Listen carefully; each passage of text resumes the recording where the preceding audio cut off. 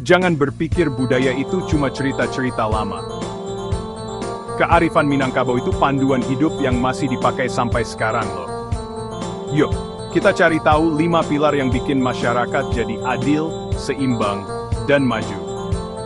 Siap untuk terinspirasi?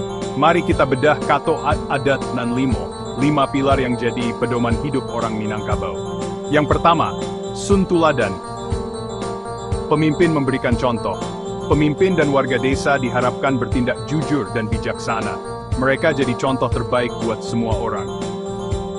Selanjutnya, Ukua Jangko, keputusan yang terukur. Setiap tindakan dipikirkan baik-baik, adil dan sesuai. Tidak terburu-buru, tidak berlebihan. Ketiga, Bari Balabe, tertib dan disiplin. Masyarakat bisa rukun kalau semua orang menghormati aturan dan tradisi dari kehidupan sehari-hari sampai upacara. Keempat, Cupak Gantang, keadilan dan kejujuran. Setiap orang dapat haknya, tidak kurang tidak lebih. Ini namanya integritas yang paling bagus. Dan yang terakhir, Bungkanaraco, keseimbangan dan keselarasan.